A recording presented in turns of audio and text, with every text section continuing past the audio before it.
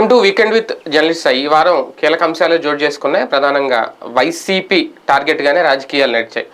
పార్టీలో మొదలైన అలజడి కానివ్వండి, లేదంటే మంగళగిరి ఎమ్మెల్యే ఆర్కే రాజీనామా, ఒక్కసారిగా 11 నియోజకవర్గాల్లో జగన్మోహన్ రెడ్డి గారు తీసుకున్న కీలక నిర్ణయాలు, మార్పులు చేర్పులు, అలాగే దేశవ్యాప్తంగా కూడా పార్లమెంట్లో జరిగిన అలజడి కూడా సంచలనంగా మారింది. వీటన్నిటి మీద చర్చించే ప్రయత్నం చేద్దాం ఇవాళ వీకెండ్ విత్ జర్నలిస్ట్ స్థాయిలో. సార్, ప్రధానంగా చూసుకుంటే సామాజిక న్యాయం పేరుతో జగన్మోహన్ రెడ్డి గారు తీసుకుంటున్న నిర్ణయాలు పార్టీకి మంచి ఎంత చేసి పెడతాయి కంటే చెడు కూడా తీసుకొస్తుందా?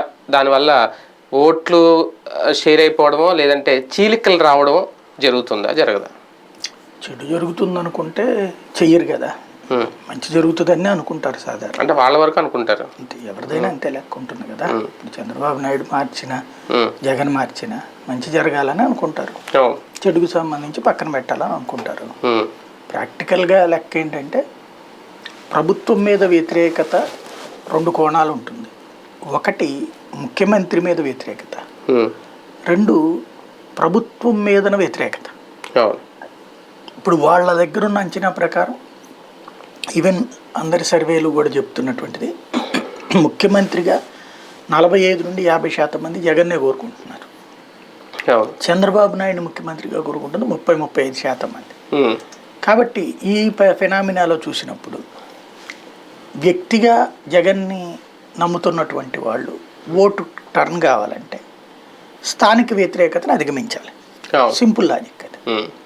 స్థానిక వ్యతిరేకత ఎమ్మెల్యే మీదనంటే ప్రభుత్వపు మీదన వచ్చిన వ్యతిరేకత కూడా స్థానిక ఎమ్మెల్యే మీద రిఫ్లెక్ట్ అవుతుంది.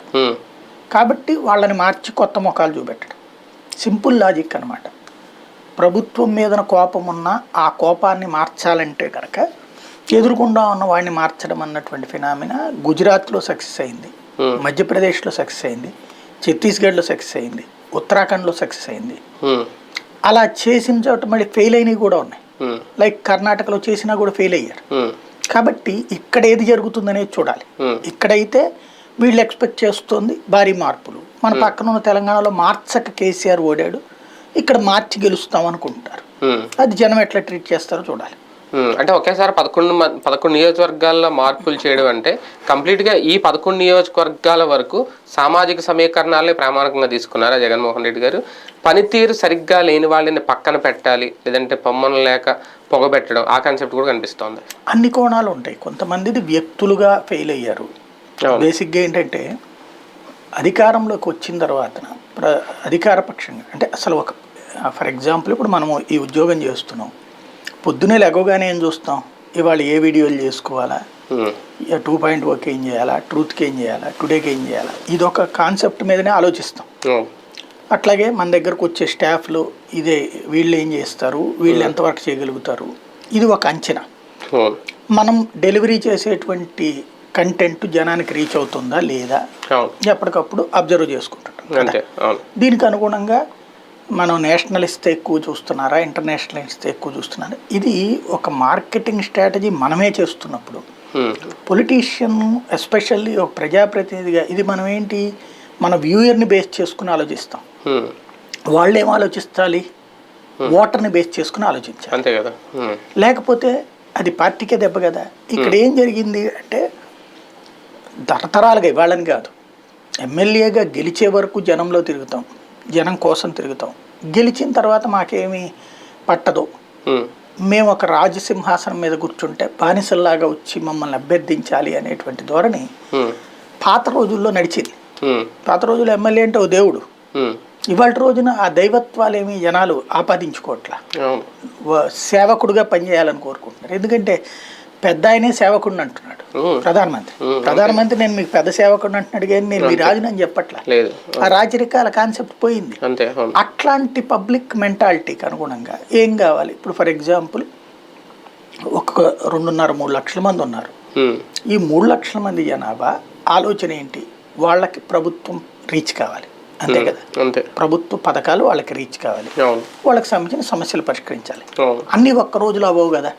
ఫస్ట్ ప్రభుత్వ పథకాలు రీచింగ్ అన్నటువంటి ఇది జరిగిందా లేదా, ప్రభుత్వం దానికి ఈ ఎమ్మెల్యేతో పెట్టుకుని ఉంటే డైరెక్ట్గా ఎమ్మెల్యే దగ్గరికి ఇప్పుడు ఫర్ ఎగ్జాంపుల్ ఒక 3 లక్షల మంది జనాభా ఉన్నటువంటి ఒక నియోజకవర్గం 2.5-3 లక్షలు జనాభా ఉన్న నియోజకవర్గంలో 1,00,25,000 మంది అర్హత మాకుంది అని భావిస్తారు కదా. అంటే 2 లక్షల మంది భావిస్తారు. 1,50,000 మందికి అర్హత ఉండొచ్చును కూడా. వాళ్ళందరూ ఎమ్మెల్యే దగ్గరికి వెళ్తే, ఏదో కార్పొరేట్ దగ్గరికి వెళ్ళి ఆ కార్పొరేట్ ద్వారా ఎమ్మెల్యే దగ్గరికి వెళ్తే ఎన్ని రోజులు పడుతుంది ఈ పని అంతా? ఒక 3 నెలలైనా చాలదు, 4 నెలలైనా చాలదు. ఇప్పుడు ఫర్ ఎగ్జాంపుల్ తెలంగాణలో ముఖ్యమంత్రి కార్యాలయం దగ్గరికి వారానికి 2 రోజులు అంటే జనం ఎట్టొస్తున్నారు? బేగంపేట దగ్గర నుంచి పంజాగుట్ట దాకా క్యూ లైన్ ఉంటుంది ఇవాళ ఒక్క రోజుకి. అంటే అదేంటి సమస్యల పరిష్కారం. ఏ ఫండింగ్ ఇవ్వటం కాదు, ఏ సంక్షేమ పథకం ఇవ్వడం కాదు, అంటే అన్ని సమస్యలు ఉన్నాయి. అది అంటే ప్రతి ఒక్కళ్ళ సమస్య ఉంటుంది. ఆ సమస్యలన్నీ కూడా ఇందులో వీళ్ళ లోపం ఉంటుంది, అవతల లోపం ఉంటుంది. కానీ ఓ లిటిగేషన్ అనే దాన్ని పుచ్చుకుని అంతమంది క్యూ లైన్లో నుంచుంటే ఇక్కడ ఈ సంక్షేమ పథకం కోసం ఇంకేనా ఇక ఎమ్మెల్యేల ఇళ్ళన్నీ రాత్రిపూట కూడా నిద్ర మేలుకుని చేసినా కూడా అవ్వదు కదా. అంతే కదా.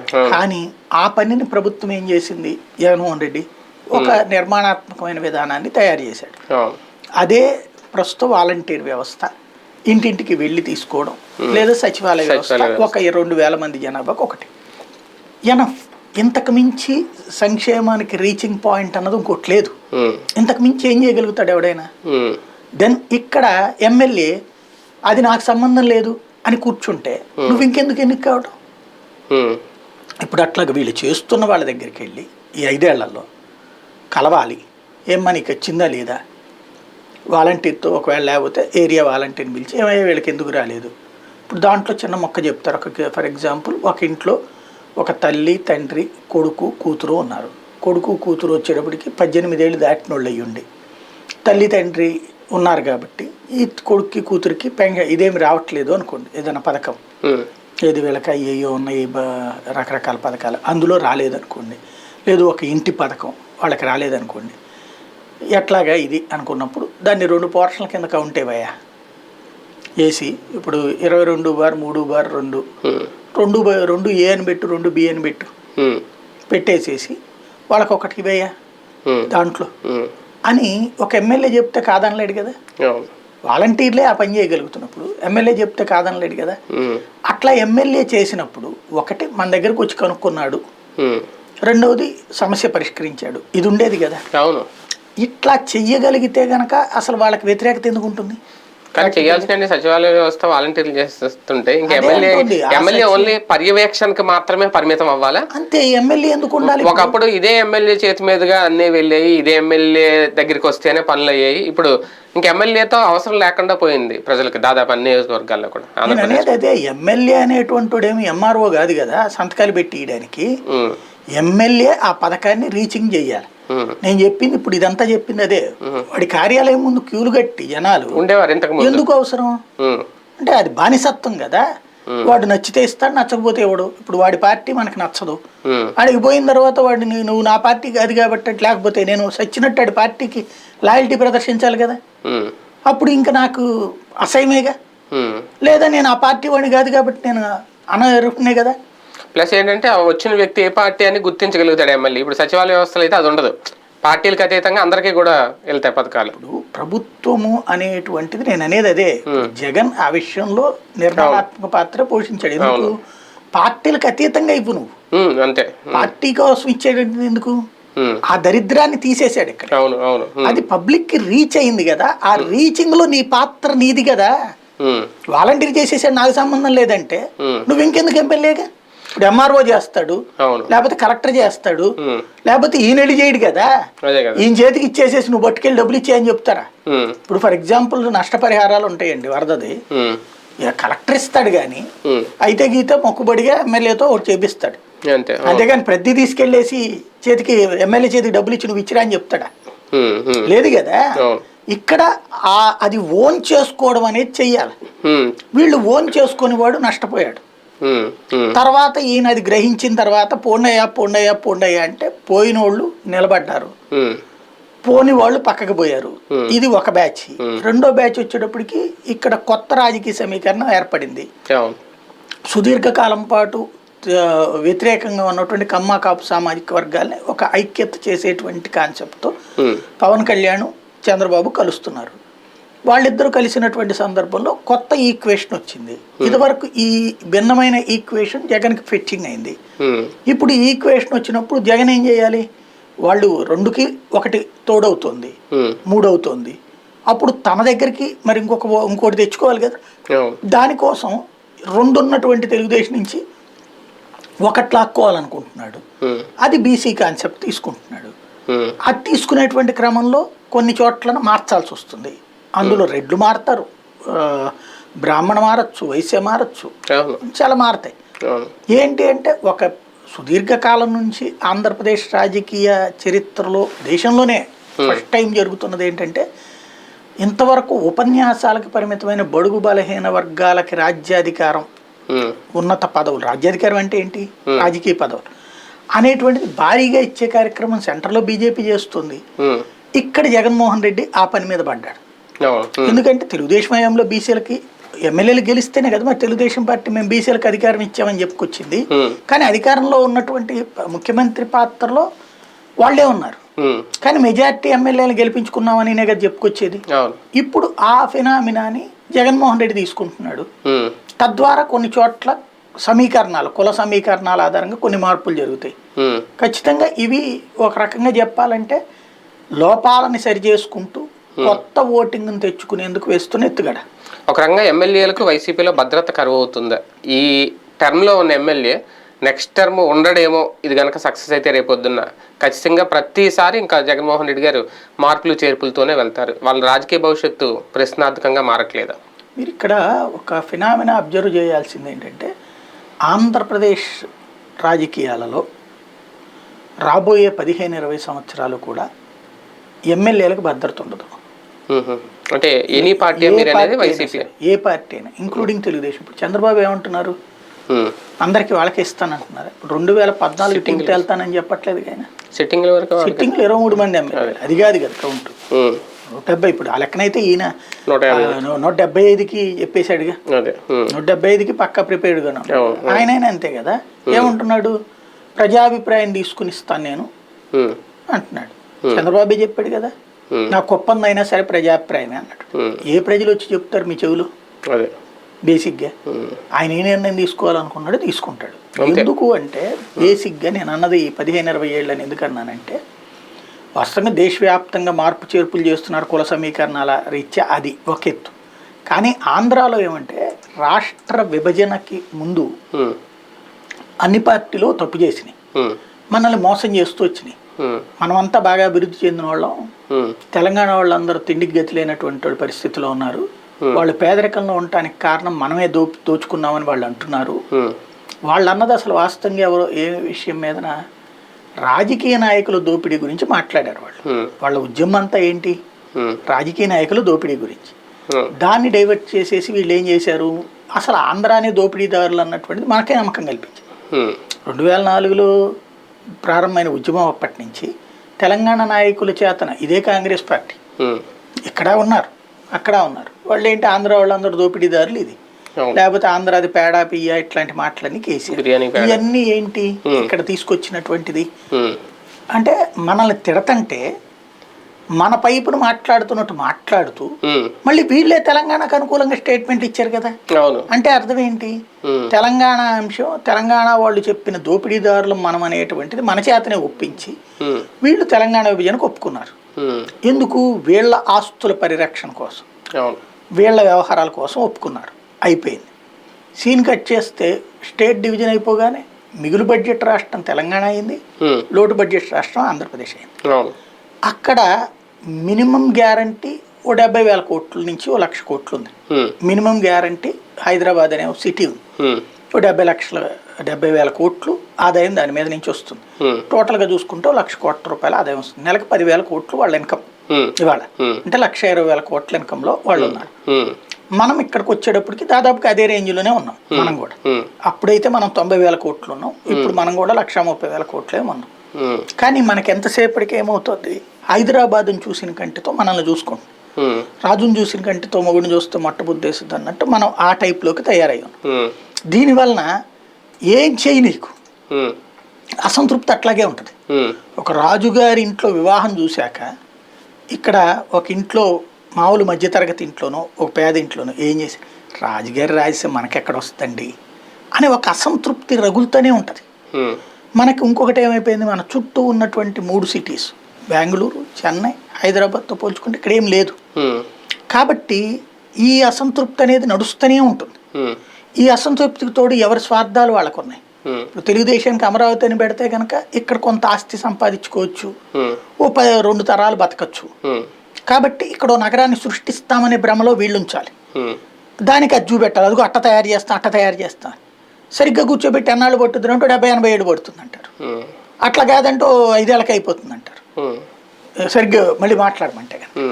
అట్లాగే ఇప్పుడు ఈయనకేంటి, ఇక్కడ ముందు ఈ నగరాన్ని తయారు చేసి అక్కడ సాధ్యం కాదు, ఆ స్థాయికి తీసుకోవాలని 70-80 ఏళ్ళు. కాబట్టి తను వైజాగ్, వీళ్ళు పోనీయరు. ముందు ఈ అమరావతి అనేటువంటి ఒక జంజాటకం నుంచి బయటపడకనంత వరకు కూడా ఆంధ్రప్రదేశ్ రాజకీయం అంతా కూడా మనల్ని మభ్యపెట్టడానికే నడుస్తుంది. ఈ మార్పు చేర్పులు చేస్తూనే ఉంటారు. ఎందుకని, అసంతృప్తి ఎప్పుడు రగులుతూనే ఉంటుంది. ఇప్పుడు చూడండి, మొన్నటిదాకా అమరావతి ఏం కట్టాడైనా అసంతృప్తితో జగన్కి వేశారు. జగన్ ఏమీ కట్టలేదన్న అసంతృప్తితో రేపు పొద్దున బాబుకి వేయాలి. బాబు ఏమీ ఎంతవరకు కడతాడంటే 4 బిల్డింగులు మళ్ళీ కడతాడు, దాన్ని బేస్ చేసుకుని. కానీ మన కంపారిజన్ అంతా ఎక్కడ ఉంటుంది, 24 గంటలు పక్కన ఉన్నటువంటి అది అయ్యే వరకు మనలో అసంతృప్తి రగులుతూనే ఉంటుంది. కానీ పార్టీని నమ్ముకుని వచ్చి సొంత పార్టీలో గెలిచిన నాయకులకి, ఎమ్మెల్యేలకి జగన్మోహన్ రెడ్డి గారి నిర్ణయాలు నచ్చట్లేదు. 4 సస్పెండ్ అయ్యారు, ఒక ఆయనేమో రాజీనామా చేసిపోయారు, 5 ఎమ్మెల్యేలు దూరం అయ్యారు. ఇప్పటికేంటి 23 మంది కిందసారే పోయారు కదా. కొత్త అధికారంలోకి వచ్చిన తర్వాత రాజకీయ పార్టీ అనేటువంటిది స్థిరంగా ఎప్పుడూ ఉండదు, ఒడిదుడుకులు ఎప్పుడూ ఉంటుంటాయి. 4 వెళ్ళారు, 4 వచ్చారు. మరి ఆ లెక్కన అదే వీళ్ళతో పాటే కదా లెక్క. ఇవన్నీ కూడా ఈ సెషన్లోనే కదా వచ్చింది. 4 వచ్చారు, 4 పోయారు, అంతే. అట్లాగే రేపు పొద్దున కూడా ఉంటుంటాయి. పార్టీ నాయకులు ఆయన నిర్ణయాలు యాక్సెప్ట్ చేయలేకపోతున్నారు కదా. అది ఇవాళే కాదు కదా అంటున్నా, ఎప్పటి నుంచినో ఉంటాయి. పైగా సామాజిక న్యాయం అనేది ఒకటి యాడ్ చేశారు. ఆ వెళ్ళిన వాళ్ళు ఇప్పుడు 4 ఓసీలే. ఒక రకంగా ఉండవల్లి సీదా గారిని పక్కన పెడితే ఒక ఆయన కమ్మ, మిగిలిన 3 రెడ్డీస్. ఈమె కూడా ఇందులో మళ్ళీ కాపు ఇలా ఉన్నారు కాబట్టి అది కూడా ఓసీ లెక్కలో వేసుకోవాలి ఒకవేళ లేదు అనుకుంటే. అంటే ఓసీలు దూరం అవుతారా పర్టికులర్గా? ఈ సామాజిక న్యాయం అనేది ఇలాగే కంటిన్యూ చేస్తాను, నేను ఇంకా 40 మందిని మార్చేస్తాను అంటే? ఓసీలు పోలరైజేషన్ అయితే కనుక పెద్ద ఇష్యూనే. కాకపోతే ఎంతమంది ఉన్నారన్నది లెక్క పోలరైజేషన్ అవడానికి. మళ్ళీ ఓసీల్లో రెడ్లు వెళ్ళి బాబుకి వేస్తారా ఓట్లు, కమ్మొచ్చి జగన్కి వేస్తారా ఓట్లు, కాపులంతా అందరికి వేస్తారా, జగన్కి వేస్తారా, బాబుకి వేస్తారా? కాబట్టి ఓసీల్లో పోలరైజేషన్ తక్కువ కాబట్టినే వీళ్ళ ధైర్యం. ఇప్పుడు ఓసీ సామాజిక వర్గాలు ఈ 2లో 100కి 80% పోలరైజ్ అయ్యి ఉంటారు, కమ్మ కానీ రెడ్డి కానీ. కాపు వచ్చేటప్పటికి పోలరైజేషన్ కాదు, డివిజన్ ఎవరికి వాళ్ళకి నడుస్తూ వచ్చింది. ఇప్పుడు ఏమన్నా పవన్ కళ్యాణ్కి పోనీ యాడ్ అవుతారంటే అది లక్షణం కనిపించలేదు కదా నిన్న ఒకటిపల్లి కానీ. అది ఇంకా పోలరైజ్డ్ లీడర్ కిందన పవన్ ఇంకా యాక్సెప్ట్ చేయలేదు ఇప్పటిదాకా. అయితే ఇప్పుడు చేస్తారేమో తెలియదు. 2014లో ఈ స్థాయిలో సామాజిక న్యాయ వస్త్రం అనేది ప్రయోగించలేదు జగన్మోహన్ రెడ్డి గారు. మళ్ళీ 2024 వచ్చేసరికి ఈ అస్త్రాన్ని బయటికి తీయడానికి కారణం ఏంటి? చాలా తేడా ఉంది. 2014 నుంచి కూడా తను అదే యాటిట్యూడ్లో వెళ్తున్నాడు. మీరు 2019లో అభ్యర్థుల్ని 2019 కొంచెం కనిపించింది. 14 నుంచి వచ్చినప్పుడు 1 by 1 వేసుకురావాలి కానీ ఒకేసారి రాదు కదా. అప్పుడు ఓడిపోయాడు, మరి అయినా కూడా ప్రయోగాలు చేసాడుగా. ఈ ఫార్ములా కరెక్ట్ అయితే అప్పుడే గెలిచిండారు కదా. అదే అనేది ఫార్ములా అనేటువంటిది గెలిచినప్పుడు చేస్తే ఫార్ములా అవుతుంది, ఓటమిలో ఉన్నప్పుడు అంతే. ఇప్పుడు తెలుగుదేశం పార్టీ ఎందుకు చేయలేకపోయింది ఆ సామాజిక సమీకరణ? 2 ఏళ్ళు పట్టింది దానికి, ఇంకా చేయలేకపోయిందిగా. వాళ్ళు చేయరేమో అదే. కాబట్టి ఇక్కడ ఇతనికి ఆ ధైర్యం ఉంది. ఒకటేంటంటే ఓసీ కాన్సెప్ట్ కంటే కూడా బీసీ ఎస్సీ ఎస్టీల్లో పెరిగినటువంటి అసంతృప్తి లేదా వాళ్ళలో వచ్చిన చైతన్యం, ఈ రెండింటిని పట్టించుకోవట్లేదు ఎవరు. కేంద్రంలో బీజేపీ పట్టించుకుంది, రాష్ట్రంలో ఇతను పట్టించుకుంటున్నాడు. సింపుల్ లాజిక్ అది. ఒక రకంగా సమాజంలో బీసీలో లేదంటే ఎస్సీ ఎస్టీలకి వాళ్ళకి ప్రాతినిధ్యం కల్పించకూడదని కాదు, కానీ నా ఉద్దేశం సామాజిక న్యాయం అని ఇలా అస్త్రాలు ప్రయోగించడం వల్ల కులగజ్జి ప్రేరేపించినట్టు అవదా? కులగజ్జి మూలంగానే సామాజిక న్యాయం కోసం పోరాటం వచ్చింది. ఎందుకంటే నువ్వు ఉన్నది 4, కానీ 40 మంది మీద పెత్తనం నేనే చేస్తానంటే వాళ్ళు ఏం పాపం చేశారు? నువ్వేమే సంపాదించుకున్నావు అంటే నువ్వేమన్నా పుట్టుకతో దైవాంశ సంభూతుడివి, వాళ్ళందరూ ఏదో బానిసలు అన్నటువంటి ధోరణి ఎందుకు? అసలు ఇప్పుడు ప్రజాస్వామ్యంలో ఓట్లు ఏంటి వేసేది? అన్ని కులాలు ఓట్లు వేయాల్సిందేగా, అన్ని మతాలు ఓట్లు వేయాల్సిందే కదా. మెజారిటీ ఓట్లు ఎవడికి పడితే ఆ నాయకుడు అవుతున్నాడు కదా. అట్లాంటప్పుడు ఆ మెజారిటీ ఓట్లు అన్నటువంటిది నీకు ప్రజాస్వామ్యం అయినప్పుడు మెజారిటీ ఓటర్లు అయినటువంటి వాడికి రాజ్యాధికారం నేను ఇవ్వనంటే, వాళ్ళు ప్రజాప్రతినిధులుగా పనికిరారంటే, అదేమంటే నా దగ్గర బుర్ర ఉందంటే వాళ్ళకేం తక్కువ ఉంది? రాజ్యాంగాన్ని రాసిన అంబేద్కర్ తక్కువడా? లేకపోతే ఈ దేశానికి సంబంధించిన కీలకమైనటువంటి నిర్ణయాలని తయారు చేసినటువంటి జ్యోతిరావు పూలే తక్కువ అయినడా? ఎవరికి వాళ్లే తోపులు. అంతే. అధికారం అవకాశం రావాలా, అవకాశాన్ని అందిపుచ్చుకోవడం అనేటువంటిది ముఖ్యం. ఈ అందిపుచ్చుకునేటువంటి క్రమంలో వ్యూహాత్మకంగా అడుగులు వేశారు. ఇదివరకటి రోజుల్లో అది వైఫల్యమైంది. ఎందుకని? ఆయా వర్గాలకు సంబంధించిన వాళ్ళకి అంత డబ్బులు ఇచ్చి కూర్చోబెడదాంలే అనే మెంటాలిటీతో నడిచింది సుదీర్ఘకాలం పాటు. రెండోది ఏమైపోయిందంటే డబ్బులు పడేస్తున్నాం, ఓట్లేసి గెలుస్తున్నాం అనేటువంటి ఒక పొగరొచ్చింది ఈ అగ్రకుల అగ్రవర్ణాల మెంటాలిటీలో. మేము డబ్బులు పడేస్తున్నాం, ఇది అయిపోతుందిలే, ఇక్కడ ఈ బ్యాచ్కి ఓ 10,000 ఓట్లకి ఎంత ఇచ్చాం, ఈ బ్యాచ్కు 500 ఓట్లకి ఎంత ఇచ్చాం, ఈ టైపు ఓట్లు కొనేద్దాము అనుకునేటువంటి క్రమంలో ప్రజలకు సంబంధించిన అంశాలు పక్కకెళ్ళిపోయాయి. లేకపోతే ఒక రోజు పోయే కొద్దీ ఎవడైనా సరే ఒక వ్యక్తి ఆసుపత్రికి వెళ్తే ట్రీట్మెంట్ ఫ్రీగా దక్కకపోతే, విదేశాల్లో సక్సెస్ గురించి మనం చాలా ఉపన్యాసాలు ఇస్తాం. మన వాళ్ళు ఎన్ఆర్ఐలు కూడా ఉంటుంటారు కదా, ఏమంటారు విదేశాల్లో అసలు అక్కడ ఎడ్యుకేషన్ సిస్టమే సూపర్ అబ్బా, స్కూళ్ళు అద్భుతంగా ఉంటాయి, హాస్పిటళ్ళు అద్భుతంగా ఉంటాయి, వైద్యం అవన్నీ ఫ్రీ అని చెప్తారు. మన దేశంలో అది ఇవ్వడానికి ఎవడడ్డుపడ్డాడు ఇన్నేళ్లలో? కార్పొరేట్ విద్య, కార్పొరేట్ వైద్యాన్ని ఎవడు ప్రోత్సహించాడు? అది వచ్చిన తర్వాతన పేదవాడికి అసలు విద్య కానీ వైద్యం కానీ దగ్గరైందా, దూరం అయిందా? ఎందుకు కూలీ పనులకు పేదలు వెళ్ళిపోయారు?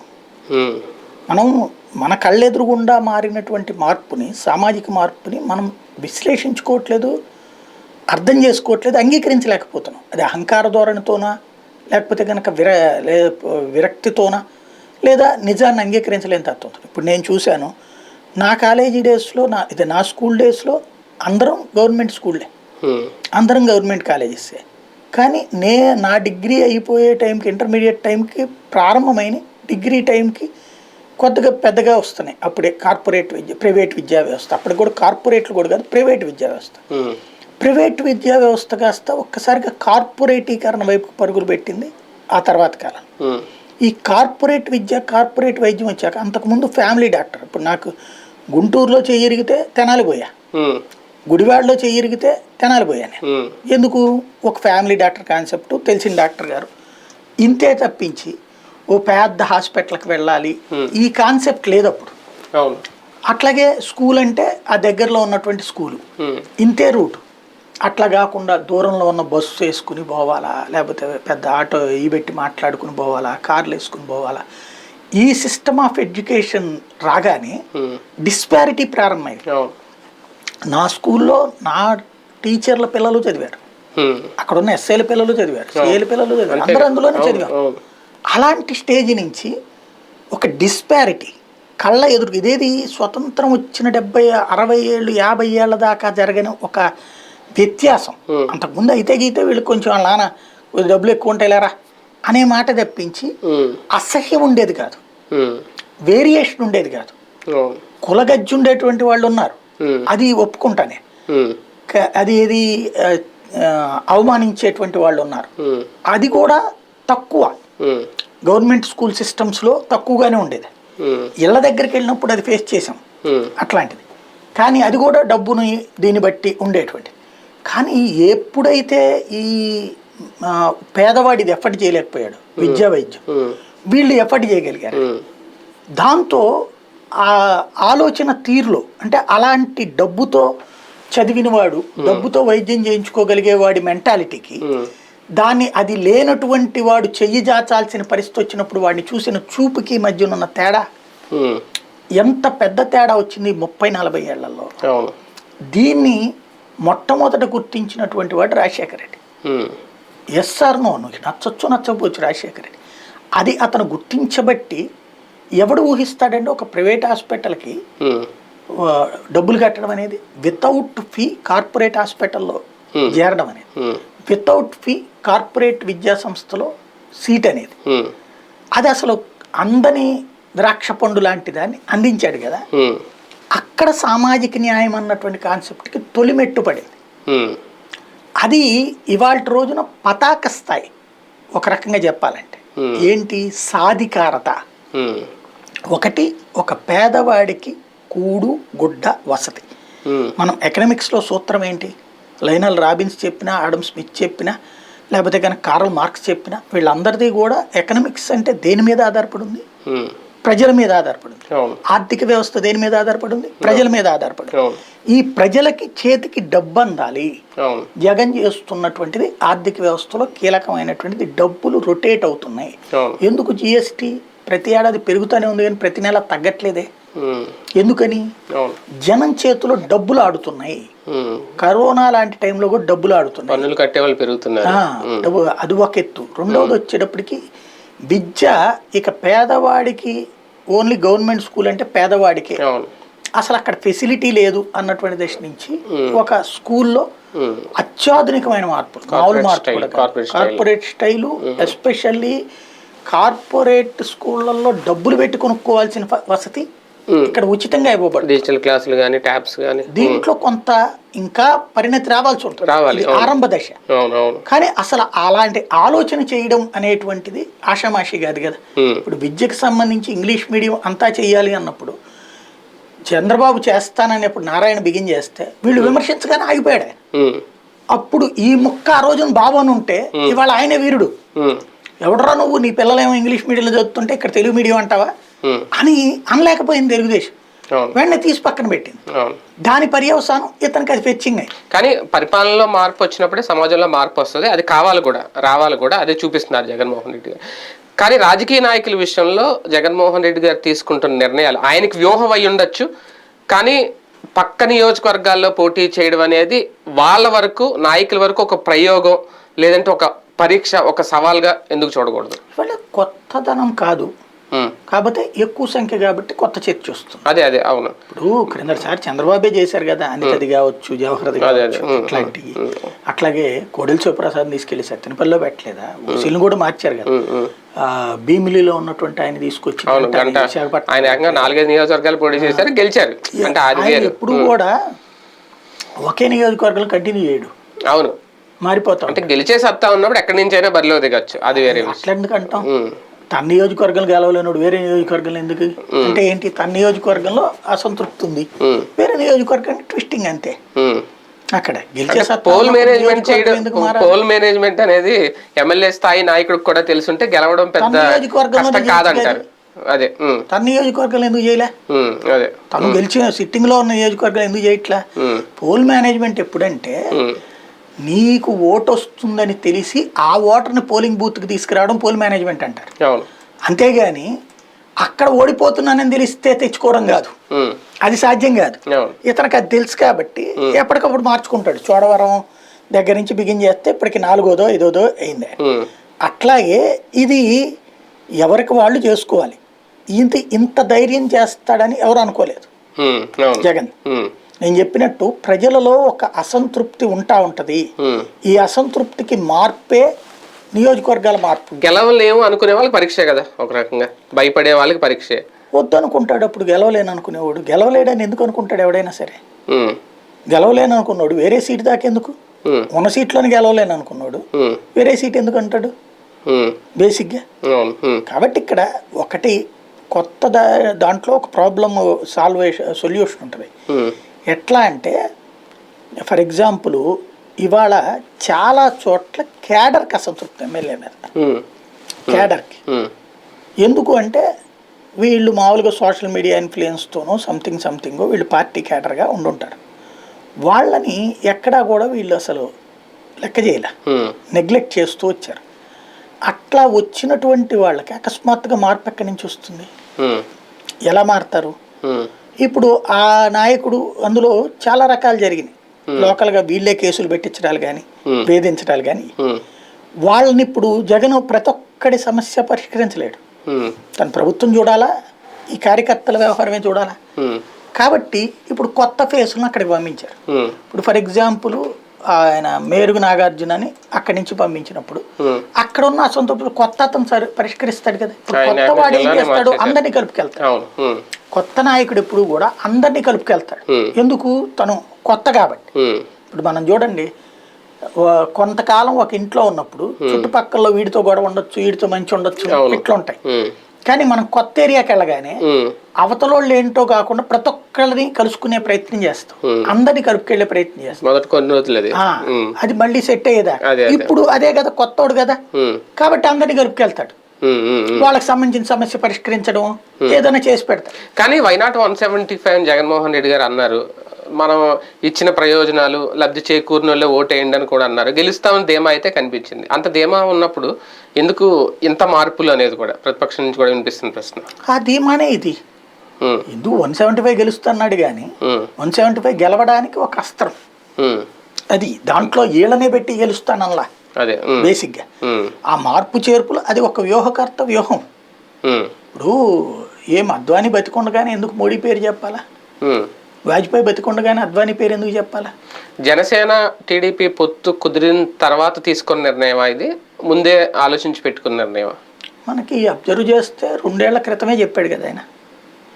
మొట్టమొదటిసారి అంటే పనితీరు సరిగ్గా లేని వాళ్ళు మారుస్తామన్నారు తప్ప ఇలా నియోజకవర్గాలు మార్పులు స్థానచలనాలు అనేది చాలా స్పష్టంగా చెప్పింది. మొట్టమొదట్లో ఏది వర్క్షాపులు పెట్టే సమీకరణాలు ఉంటాయి, నీ పెర్ఫార్మెన్స్ ఒకటి సామాజిక అనలేదు, సమీకరణాలని బట్టి కొన్ని మార్పు చేర్పులు ఉంటాయి.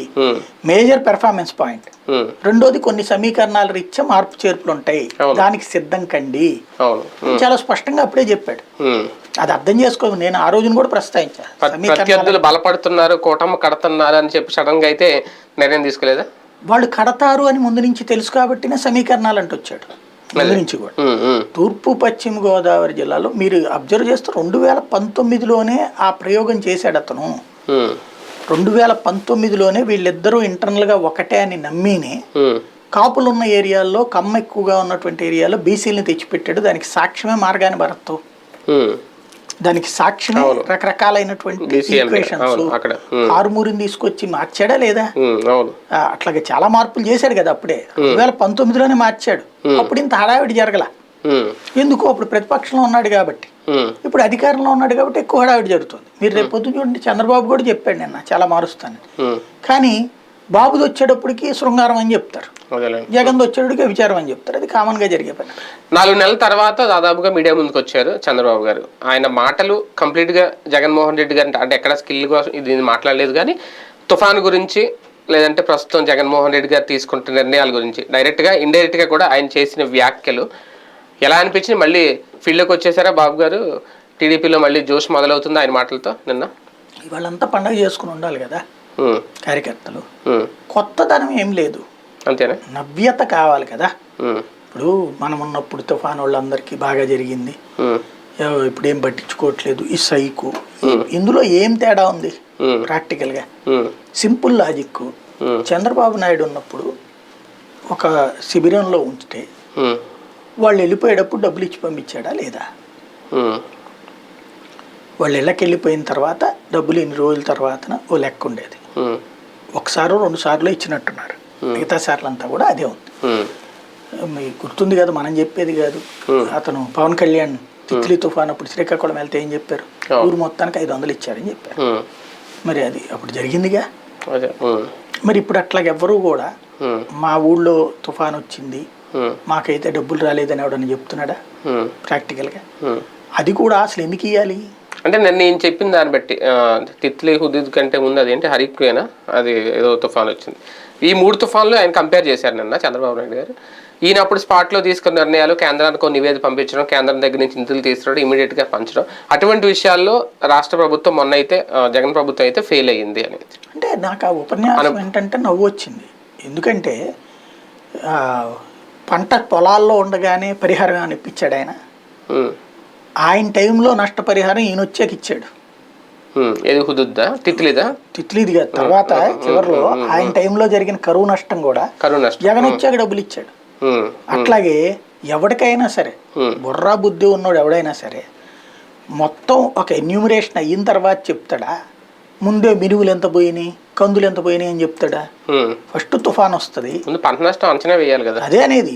అది అయ్యాలా ఈయన ఏమంటున్నాడు, ఎందుకు చెప్పు నాకు మినువులు ఎంత ఉన్నాయి, కందులు ఎంత ఉన్నాయి అంటాడు. ముందు సర్వే చేయాలి కదా గ్రౌండ్ లెవెల్లో. ఒక రోజులో చేసేస్తారు దాన్ని? ఎట్లా చేస్తారు? కొంచెం చంద్రబాబు ఇప్పుడు అని చేశాడు అట్లాగా. ఈ నిజం దాంట్లో కూడా అదే సంక్షోభాలను అవకాశంగా మలుచుకోవడం అంటారు చూడండి, అక్కడ కూడా డబ్బులు నొక్కేయడానికి చూశాడు. ఎట్లాగా ఒకసారి గుర్తు తెచ్చుకోండి, హుదూద్ తుఫాన్ అప్పుడు 1,00,000 కోట్లు అడిగారు కేంద్రాన్ని ఏకంగా. ఈనాడు ఆంధ్రజ్యోతిలో హెడ్డింగ్లు పెట్టించి 1,00,000 కోట్లు నష్టం, 1,00,000 కోట్లు నష్టం అని చెప్పి పెద్ద పెంట చేసి వదిలిపెట్టారు. చేసి 1,00,000 కోట్ల రూపాయలు ఒకసారి గుర్తుకు తెచ్చుకుంటే ఆ రోజున పత్రికలు తీసి చూడండి, ఇంకొక 50 ఏళ్ళు పడుద్ది వైజాగ్ కూలుకోవడానికి, 25 ఏళ్ళు పడుతుంది. ఏ చెట్లు కూలితే 25 ఏళ్ళు పడుద్దట, 50 ఏళ్ళు పడుద్దట. చెట్లకి 25 ఏళ్ళు 50 ఏళ్ళకి ఊరంతా నాశనం అయిపోయినట్టే. ఇంకే ఉంది, చంద్రబాబు కంట తడి పెట్టేశాడు. ఇలాగ దిక్కుమాలిన స్టోరీలన్నీ రాశారు. అయిపోయింది. తర్వాత కేంద్రం అప్పుడు ఇచ్చింది 1000 కోట్లు ఇచ్చింది. ఎవడు నువ్వు 1000 కోట్ల రూపాయలు ఏంటి అది ఇదని చేశారు. నువ్వు డిస్ట్రిబ్యూట్ చేయరని ఆయన ముందని చెప్పింది, చేశారు. ఫైనల్గా ఎంత వచ్చింది? 250 కోట్లు వెనక్కి పోయింది. అంటే 750 కోట్ల రూపాయల నష్టాన్ని 1,00,000 కోట్లకు లింకెట్టారు. అట్లా చెప్పుకోవాలా ఇప్పుడు? అట్లా చెబితే నీ పట్ల కేంద్రానికి నమ్మకం ఉండదు. జగన్ వచ్చిన తర్వాత చేస్తున్నది ప్రాసెస్. నువ్వు యాక్సిడెంట్ అవ్వగానే ముందు ఏం చూస్తావు? నువ్వు హాస్పిటల్కి వెళ్ళాలా, జాయిన్ అవ్వాలా, నీకు ఏం దెబ్బలు తగిలినాయో డాక్టర్ చెప్పాలా, అక్కడ ఇన్సూరెన్స్ ట్రీట్మెంట్కి ఇన్సూరెన్స్తో మాట్లాడాలి. అట్లా కాకుండా నేను 5 లక్షల రూపాయలు ఇన్సూరెన్స్ కట్టాను, ఇక్కడ యాక్సిడెంట్ జరగగానే ఫోన్ చేసి ఏమయ్యా నేను ఇప్పుడే యాక్సిడెంట్ అయింది, 5 లక్షలు నేను కట్టాను కదా బట్రా, 5 లక్షల ఇన్సూరెన్స్ కడుతున్నాను కదా నేను పట్టురా అని చెప్తామా? ప్రాక్టికల్గా యాక్సిడెంట్ లాంటిదే కదా ఇది కూడా. వ్యవసాయానికి ఇది ఒక యాక్సిడెంట్. యాక్సిడెంట్ అయినప్పుడు ఆ ఇన్సూరెన్స్ కంపెనీ వాడు వస్తాడు, కేంద్ర ప్రభుత్వం వస్తుంది, అది ఒక అంచనా వేస్తుంది, దానికి ఒక టైం ఫ్రేమ్ పెట్టుకోవాలి, నడవాలి. ఫస్ట్ ఏం చేయాలా? తుఫాన్ వస్తున్నటువంటి సందర్భంలో వాళ్ళకి షెల్టర్లో భోజనం ఏర్పాట్లు, తాగడానికి, తినడానికి, ఉండటానికి, స్నానం చేయడానికి ఏర్పాట్లు. అది అయిపోయిన తర్వాత ఇళ్ళకి చేరిపోవాలా. ఇళ్ళకి చేరేటప్పుడు మామూలుగా అయితే గనక ఈ తుఫాన్కి ఏమి ఇల్లు కొట్టుకుపోయినాయి ఏం లేవు.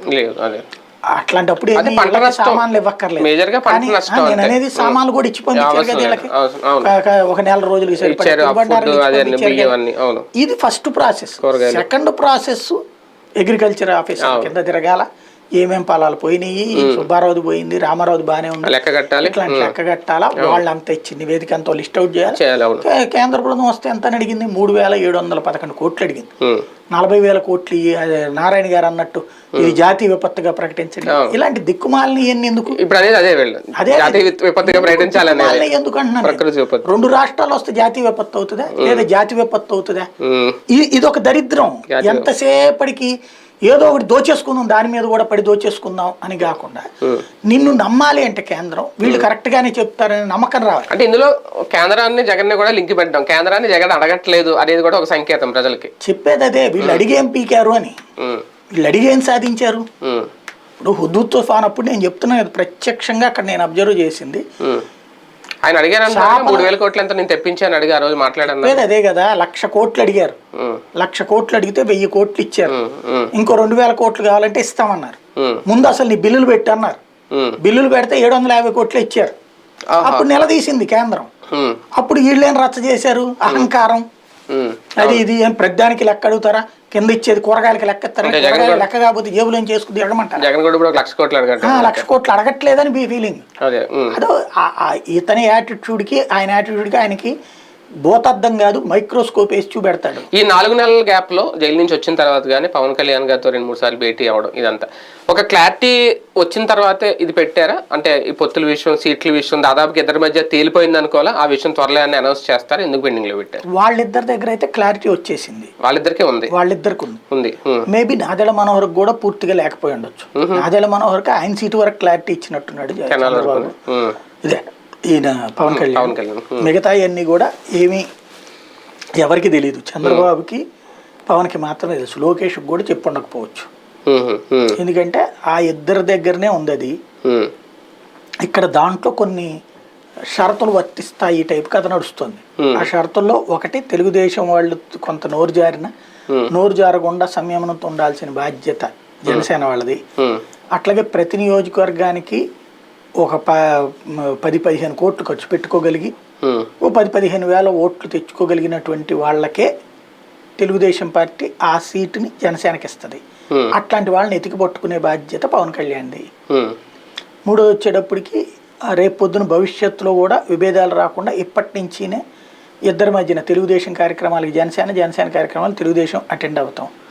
నాలుగోది, తెలుగుదేశం గురించి ఒక్క నెగిటివ్ కామెంట్ కూడా జనసేనకు సంబంధించిన ఏ కార్యకర్త చేయకూడదు. చేస్తే వాళ్ళని వైఎస్ఆర్ కాంగ్రెస్ పార్టీను స్టాంప్ వేసేసి బయట పెట్టేయాలి.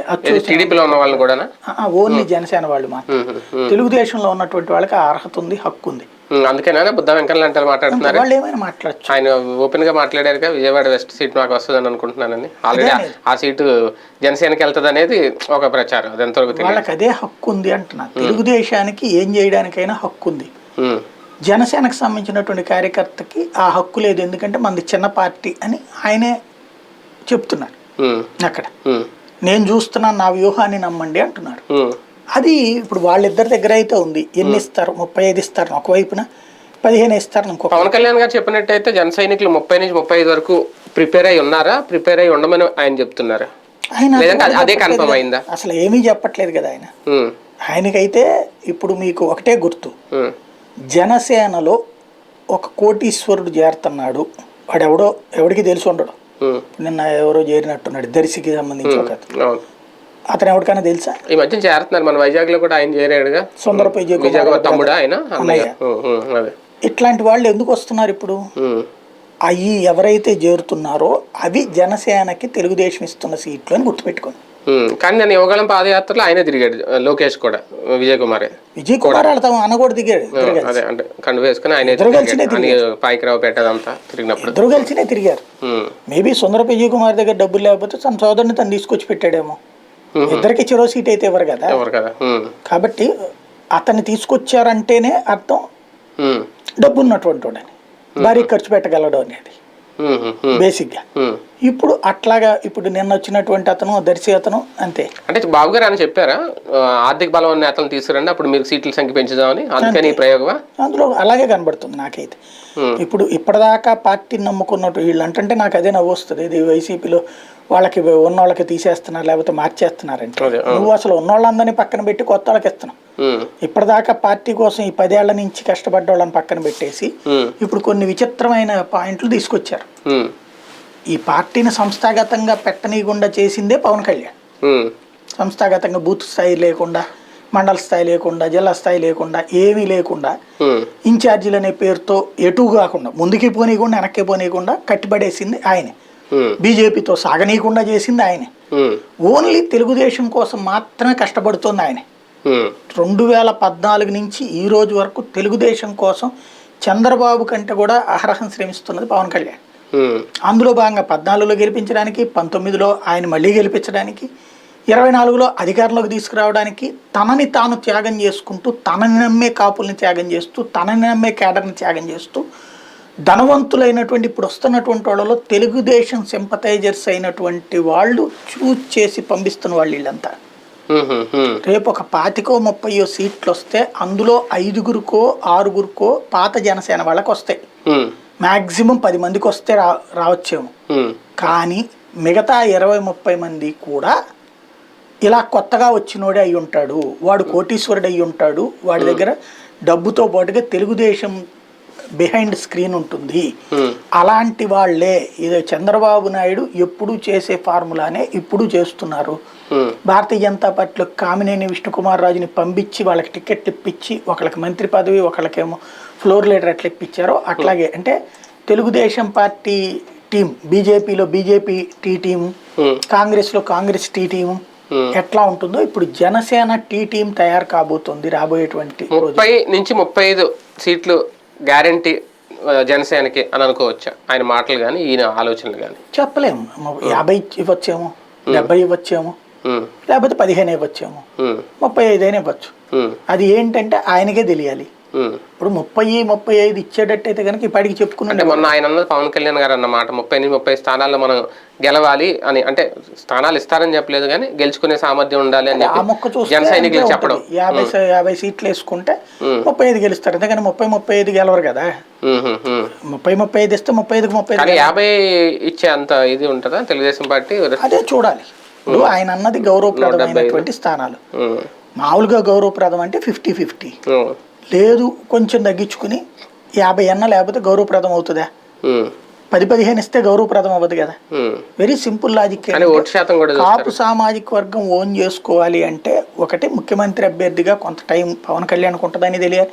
ఎన్నికలు అయిపోయాక తెలుస్తామంటే ఎర్రోళ్ళు ఏం కాదు వాళ్ళు, అంతే కదా, ముందే చెప్పాలి. అత్యంత రెబల్ మెంటాలిటీ ఉండేటువంటి వాళ్ళు, స్వచ్ఛంగా ఆలోచించే వాళ్ళు కాపులు ఎక్కువ, కుట్రపూరిత ఆలోచనలు తక్కువ. వాళ్ళకి కుట్రపూరిత ఆలోచనలు చేస్తుంటే కాపులు ఏనాడు అధికారంలోకి వచ్చిండేవాళ్ళు. ఎవరిని తొక్కేయాలి, ఎవరిని నొక్కేయాలి, ఎవరిని ఒగ్గేయాలి, ఎవరిని ఎంత పెట్టుకు తిరగాలనే కుట్రలు వాళ్ళకి జాత కాదు. వాళ్ళల్లో స్వచ్ఛతతో పాటు నిజాయితీతో పాటు ఆవేశం ఎక్కువ ఉంటుంది. ఆ ఆవేశం వల్లనే దెబ్బతిన్నారు వాళ్ళు. ఇప్పుడు దాన్ని ఈయన వచ్చి స్ట్రీమ్ లైన్ చేస్తాడు అనుకుంటే, ఈయన నువ్వు ఎంత బానిసగా ఉండు అంటే వర్కౌట్ కాదు కదా. 15-20 ఇస్తాడు అనుకోండి, అప్పుడు కాపులు ఎందుకు ఓటేయాలి? అదే కదా. గౌరవప్రదమైన అన్నప్పుడు 6% ఉన్నటువంటి వాళ్ళ దగ్గర ఒకటి పెట్టుకుని 14% ఓట్లు ఉన్నటువంటి కాపులకి సంబంధించి నువ్వు పక్కన పెట్టుకుని వీళ్ళకి మాత్రం నేను దాంట్లో 10వ వంతు ఇస్తానంటే అప్పుడు ఎట్టా కుదురుతుంది? ఈ వారం ఒక రకంగా వైసీపీకి జోష్ తెచ్చిన అంశం కానీ, లేదంటే ప్రతిపక్షాలను మళ్ళీ ఆలోచనలో పడేసింది టైమ్స్ నౌ సర్వే. అంటే ఇప్పుడు ఎన్నికలు జరిగితే 24 నుంచి 20 స్థానాలు వైసీపీకి వస్తాయి, ఎంపీ స్థానాలు అని చెప్పడం దేశవ్యాప్తంగా చేసిన సర్వేలో భాగంగా. పెరిగిందా ఓట్ బ్యాంక్ బాగా వైసీపీగా అనుకోవాలా, ప్రతిపక్షాలకు తగ్గుతుందా? Times now as of now అంటుంది అంతే. ఇంకా 4 నెలలు ఉంది కాబట్టి ఎగ్జాక్ట్ గా ఉంటుందంటే ఉండదు. ఇంకోటి అది పార్లమెంట్ స్థానాల ఆధారంగా చేసింది, అసెంబ్లీ స్థానాలు కాదు. అసెంబ్లీ స్థానాలు అంటే కొంచెం కూడా కంపేర్ చేయలేమా? పార్లమెంట్ స్థానాలు ఇదే ఉందన్నటువంటి కాన్సెప్ట్ స్పష్టమవుతుంది దాని ప్రకారం. అంటే ఒక 10 నియోజకవర్గాలు మినిమం, లేదంటే కొన్ని దాని మీద ఒక పార్లమెంట్ నియోజకవర్గం మీద ఆధారపడి ఉంటాయి. అదే గెలుపుకి అవకాశాలు వైసీపీకి ఎక్కువ ఉన్నాయి అన్నటువంటిది లెక్క. అదే అంతవరకు తీసుకోవాలి కానీ ఎగ్జాక్ట్ ఫిగర్ గా 24 వస్తాయి అన్నాడు కాబట్టి 24 అని చెప్పలే. దాని ఆధారంగా అసెంబ్లీ సీట్లన్నీ 165 వచ్చేస్తాయి, 170 వస్తాయి అని చెప్పలే. అసెంబ్లీ సీట్ ఆలోచనకి దీనికి చాలా తేడా ఉంటుంది. రెండో కాన్సెప్ట్ ఏంటంటే ప్రజెంట్ అయితే ఇప్పటికీ స్కోరింగ్ లో ఉంది, ఇంకా 3 నెలలు ఉంది కాబట్టి చంద్రబాబు నాయుడు, పవన్ కళ్యాణ్ పన్నే వ్యూహాల ఆధారంగా ఉంటుంది. అంటే దీని వరకు చూసుకుంటే ఓన్లీ మనం ఎంపీ స్థానాల వరకు చూసుకుంటే ఈ పొత్తు ప్రభావం అనేది లోక్సభ స్థానాల మీద కనిపించదా? ప్రతిపక్షాలకి అనుకూలంగా కనిపించదా? తక్కువే ఉంటుంది. ఎందుకంటే ఒకటి, తెలుగుదేశం పార్టీకి బలమైన ఎంపీ క్యాండిడేట్ లేరు ఇప్పుడు. అసలు ఏ నియోజకవర్గానికి ఉన్నారు ప్రాక్టికల్ గా చెప్పాలంటే? పార్టీ మీద, పార్టీ సింబల్ మీద కూడా వర్కౌట్ అవుదా క్యాండిడేట్ అనేది తర్వాత విషయం. ఇది మొన్న వైసీపీ ఎంతమంది బలమైన ఎంపీ క్యాండిడేట్లను పెట్టింది? మాక్సిమం అందరూ కొత్త వాళ్ళే కదా.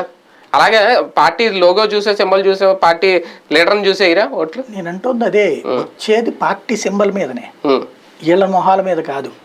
కానీ డబ్బులు ఖర్చు పెట్టేవాడు అయి ఉండాలి.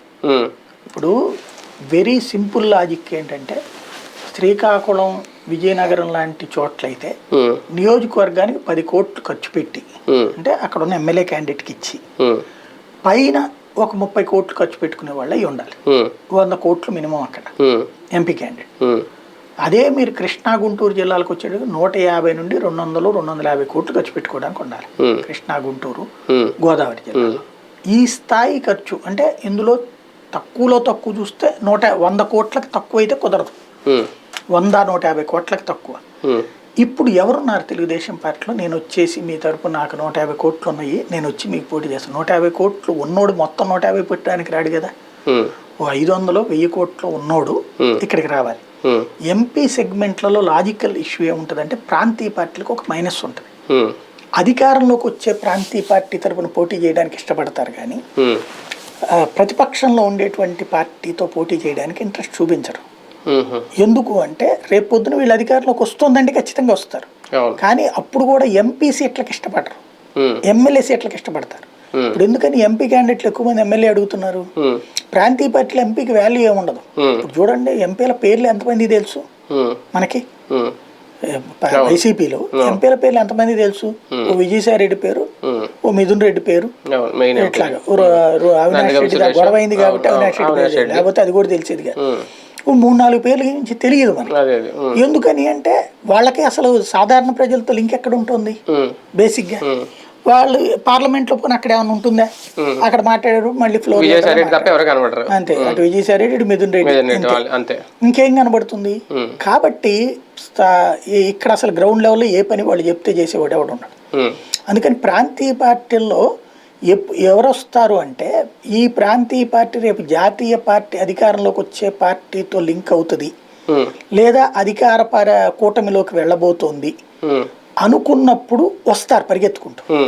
అప్పుడు ఎందుకంటే డబ్బులు పెడితే వాళ్ళకి ఆ ఎంపీ పోస్టుల ద్వారా పైన కాంట్రాక్టులు సంపాదించుకుంటారు. ఇప్పుడు మన వాళ్ళు కావూరు దగ్గర నుంచి రాయపాటి దగ్గర నుంచి వీళ్ళందరూ దేశవ్యాప్తంగా టోల్ గేట్ కాంట్రాక్టులు, రోడ్డు కాంట్రాక్ట్ ఇట్లాంటివన్నీ చేశారు కదా. ఎందుకని పలుకుబడి అక్కడ ఎంపీ స్థాయిలో అవి చేసుకుంటారు.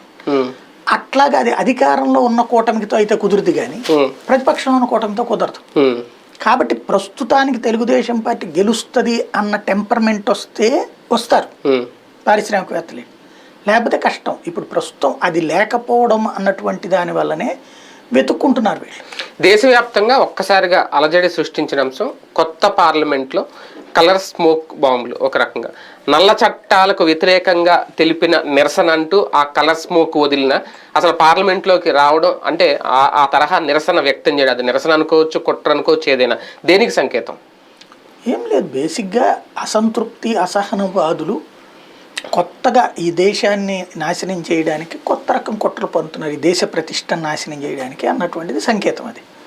ఎందుకంటే స్వేచ్ఛ విచ్చలవిడితనమైపోతున్నటువంటి సందర్భం. ఇప్పుడు రైతుల పేరిటి ఉద్యమంలో మనం కాఠిన్యంగా వ్యవహరించలేదు, రైతులు కదా అని. కానీ దాని వెనకాల ఉన్నటువంటిది ఏంటి? ఈ దేశ సంక్షేమాన్ని తొక్కిపెట్టడం. కానీ దానికి మనం ఏం రంగు పూసాం? రైతులు అన్యాయం అయిపోతున్నారు రంగు పూసాం. ముందు అసలు ఆ రైతుల సంస్కరణ కావాలని ఉద్యమించిన వాళ్ళంతా, రైతులకు గిట్టుబాటు ధర కావాలి, రైతు దేశంలో ఎక్కడైనా అమ్ముకోవాలని ఉద్యమించిన వాళ్ళు కాస్త అకస్మాత్తుగా అట్టగాదు ఎక్కడదక్కడే ఉండాలి అనేటువంటి ఉద్యమం వైపుకి ఎందుకు టర్న్ అయింది? ఇప్పుడు ఈ చదువుకున్న మూర్ఖులు వాళ్ళకి ఏం తెలుసు రైతు చట్టం గురించి, ఏం లెక్క ఉందని? ఇప్పుడు హర్యానాలో ఉన్నటువంటి రైతు ఇక్కడికి వచ్చి అమ్ముకుంటాడా? మనం ఇక్కడి నుంచి తీసుకెళ్లి హర్యానాలో అమ్ముతాం బాస్మతి బియ్యం, ఎందుకు లేదు? ఈ దేశ పౌరులే కదా. అలాగే ఉల్లిపాయలకు సంబంధించి మహారాష్ట్ర మార్కెట్లో ఉన్నటువంటి బిజినెస్ మనకి ఇక్కడ ఉంటుందా? ఏం జరుగుతున్నాయి? మధ్యలో బ్రోకర్ల ద్వారా ఉంది. బ్రోకర్లెస్ వ్యవస్థ వైపుకి తీసుకెళ్లే రైతు చట్టాన్ని ఆపినటువంటి దుర్మార్గులు ఈ దేశ ద్రోహులు. దాన్ని సమర్థిస్తూ వీడు ఉద్యమాట. రెండవది మణిపూర్ సంఘటనలు, ఈ దేశం మీద కుట్ర పన్నినటువంటి మయన్మార్కి సంబంధించినటువంటి దుర్మార్గులు కుకీలు, వాళ్ళ వెనకాల ఉన్నది చైనా. అలాంటి దాన్ని వాళ్ళు దేశంలో అల్లకల్లోలం చేయడానికి ప్రయత్నిస్తే ప్రభుత్వం వేగంగా స్పందించి కంట్రోల్ చేసుకొచ్చి దానికి వీడు నిరసన అంట. ఏం చేయాలి? అక్కడ 2 గ్రూపుల మధ్య తగవబడుతుంటే. మూడోది వచ్చేటప్పటికి ఇప్పుడు నిరుద్యోగం అంట. ఆవిడెవరో 2014 తెలుగుదేశం ఆ రోజున కాంగ్రెస్ పార్టీ గవర్నమెంట్ ఉన్న టైంకి ఆవిడకి 33 ఏళ్ళట. ఇప్పుడు 42, 43 వచ్చిందంట. అప్పటికి ఆవిడ డిగ్రీలు పూర్తయిపోయింది. ఈ దేశంలో ఆవిడని అరెస్ట్ చేసినటువంటి పోలీస్ ఆఫీసర్ ఆ తర్వాత ఉద్యోగంలో చేరింది. అక్కడ ఉన్నటువంటి కానిస్టేబుళ్ళు ఆవిడ తర్వాతనే ఉద్యోగంలో చేరారు. కానీ ఈవిడ నిరుద్యోగిని అంటే ఎవరిది బాధ్యత? పోలీసులనే కాదు, ఎన్ని ఉద్యోగాలు వచ్చినాయి ఆ తర్వాత, ఎన్ని కోట్ల మంది ఉద్యోగం చేస్తున్నారు? పని పాట చేయకుండా అమ్మ బాబులు ఇచ్చిన డబ్బులతో దర్జాగా బతికేస్తూ దేశాన్ని ఉద్ధరిస్తామని ఉపన్యాసాలు ఇచ్చుకునేటువంటి మూర్ఖుల సమూహం. ఈ దేశంలో యువతలో 100కి 95 మంది ఇవాళ రోజున తమ పని ఇలా చదువుతూ ఉండగానే నెక్స్ట్ ఏంటి అని పరుగు పెడుతున్నారు. ఆ నెక్స్ట్ ఉద్యోగాలకు సంబంధించినటువంటి దాంట్లో వాడు చదువుతుండగానే దాంట్లో పార్టిసిపేట్ చేస్తున్నాడు, క్యాంపస్ ఇంటర్వ్యూలు ఏదో ఒకటి పరుగులు పెడుతున్నాడు. 1 కోటి రూపాయలు సంపాదించేవాడు ఉన్నాడు, 50 కోట్లు సంపాదించేవాడు ఉన్నాడు, విదేశాలకు వెళ్ళి సంపాదించేవాడు ఉన్నాడు. తన జీవితానికి ఒక మార్గాన్ని నిర్దేశించుకోవడానికి బోలెడ్ ఆపర్చునిటీస్ ఉన్నాయి వాళ్ళ. Government or private sectors. గవర్నమెంట్లో తక్కువ ఉంటాయి, ప్రైవేట్ సెక్టార్లు ఎక్కువ ఉంటాయి, గవర్నమెంట్లో కాంపిటీషన్ ఎక్కువ ఉంటుంది, ప్రైవేట్ సెక్టార్లో కాంపిటీషన్ తక్కువ ఉంటుంది. గవర్నమెంట్ సెక్టార్లో వచ్చేటప్పటికి ఒక ఉద్యోగానికి 1000 మంది ట్రై చేస్తారు, ప్రైవేట్ సెక్టార్లో ఒక ఉద్యోగానికి 25 మంది ట్రై చేస్తారు. ఆ 25 మందిలో అందుకోవడం సులభం అవుతుంది. కానీ మోడీ వచ్చిన తర్వాత మోడీ మార్క్గా కనిపించే అంశాలు చాలా ఉన్నాయి. చట్టాల విషయంలో కానీ, ఒక అయోధ్య అంశం కానీ, లేదంటే ట్రిపుల్ తలాక్ కానీ, కామన్ సివిల్ కోడ్ కానీ, ఇలాగా అంటే ఒక్కొక్కటి ఆయన మార్కు మోడీ అని. కానీ ఒక పర్టికులర్ ఒక సెక్టార్ మోడీ నిర్ణయాల్ని వీటిని వ్యతిరేకిస్తుందా? దాని పరిణామమే పార్లమెంట్లో ఈ అలజడికి కారణమా? అది డెమోక్రసీలో ఎప్పుడు సహజం. విభేదం అనేటువంటిది లేనిది ప్రజాస్వామ్యం అవదు. ప్రజాస్వామ్యం అంటేనే భిన్న అభిప్రాయాలకు సంబంధించినటువంటి జట్టు. ఈ స్వతంత్రానికి ముందు అట్లాగే ఉంది. సుభాష్ చంద్రబోస్ తీరు వేరు, గాంధీ గారి తీరు వేరు. గాంధీ గారు ఒక చెంప కొడితే రెండో చెంప చూపెట్టమంటే, సుభాష్ చంద్రబోస్ అవతలోడికి మన చెంప కొట్టక ముందే సాచి 2 చెంప దెబ్బలు కొట్టారు అంటాడు. కాబట్టి ఆ యాటిట్యూడ్ ఉంటుంది. ఇప్పుడు ఇది ఏంటంటే ఈ వర్గం అనేటువంటి వాళ్ళది కమ్యూనిస్ట్ ఐడియాలజికల్ గ్రూప్. ఇది ఓ రకంగా అంటే కమ్యూనిస్టులు కాదు వీళ్ళు. ఇందులో ఒక అతను ఎస్ఎఫ్ఐ అట, ఇంకొక అమ్మాయి ఐఎన్ఎల్డి నాయకురాలట, కాంగ్రెస్ ఐఎన్ఎల్డి తరఫున హర్యానాలో చేసిందట అమ్మాయి నీలం సార్. ఇట్లాగ మిగతాది ఒక్కొక్కరికి ఒక్కొక్క భావజాలం. మన దేశానికి చెందిన వాళ్ళే కదా వీళ్ళందరూ, బయట వాళ్ళు అయితే ఏం కాదు కదా. అంటే దాంట్లో తప్పేవారు అంటలేదు కదా. బట్ వీళ్ళ ఆలోచన తీరది ఏంటి, రైతులు అయ్యో వాళ్ళు ఫీల్ అవుతున్నారు కదా, వాళ్ళు చెప్పినట్టు అన్ని ఇచ్చేసేయండి, లేకపోతే వాళ్ళేది మణిపూర్ ఏం చేయకుండా కూర్చోండి, వాళ్ళు కొట్టుకు చేస్తుంటే చూస్తా కూర్చోండి. సమస్యని ప్రస్తావించడం, సమస్యను పరిష్కరించడం యువతరంలో కావాల్సింది. ప్రస్తావించి సానుభూతి చూపెట్టేటువంటి తత్వం ఉన్న బ్యాచ్ వీళ్ళు. పరిష్కారం కావాలని కోరుకునేటువంటి యువత 95% ఉంటారు. ఆ 95% మంది వాళ్ళ పని వాళ్ళు చేసుకుంటున్నారు. ఇట్లాంటి వాళ్ళు కన్నయ్య కుమారులు, వీళ్ళు జేఎన్యూ బ్యాచ్. జేఎన్యూలో కూడా అందరూ ఉండరు, వాళ్ళు 95 మంది ఉద్యోగాలు చేసుకుంటారు, ఒక 5 ఎదలో ఉంటారు. వాళ్ళకి ఏంటంటే వాళ్ళ ఎడ్యుకేషన్లో సక్సెస్ఫుల్ ఉండదు, లేకపోతే వాళ్ళ వ్యవస్థలో సక్సెస్ కారు. కాబట్టి వీళ్ళ ఆలోచన ధోరణి ఎంతసేపటికి కూడా తమ అసంతృప్తిని ఎవరో ఒకళ్ళ మీద వెళ్ళగక్కుతూ ఉంటారు. ఇలాంటి వాళ్ళు 5% ఎప్పుడు ఉంటారు. దాంతో ఏదో అలజడి సృష్టించాలనుకున్నారు, పబ్లిసిటీ అయితే పొందారు. అంటే దేశ ప్రతిష్ట కోసం వాళ్ళు ఆలోచించలేదు, ఆలోచించే ఇది చేశారు. ఆలోచించరు అట్లాంటి వాళ్ళు. వాళ్ళకి రోజు దేశంలో సోషల్ మీడియాలో రోజు దేశాన్ని గురించి పోస్టులు పెట్టే అదోలు ఎంతమంది ఉంటారు వ్యతిరేకంగా. అందులో ఇదొక వర్గం అంతే. రైట్, చూద్దాం. చాలా అంశాలు చోటు చేసుకున్న ఈ వారం ప్రధానంగా ఆంధ్రప్రదేశ్ రాజకీయాల్లో జగన్మోహన్ రెడ్డి గారు తీసుకుంటున్న నిర్ణయాలపై అయితే చర్చ నడుస్తుంది. దాని పరిణామాలు ఎలా ఉంటాయి, ఏంటి, నాయకుల ఆలోచనలు కానీ వాళ్ళ నిర్ణయాలు కూడా ఎలా ఉంటాయి అనేది వేచి చూడాలి. ఇది వాళ్ళ వీకెండ్ విత్ జర్నలిస్ట్.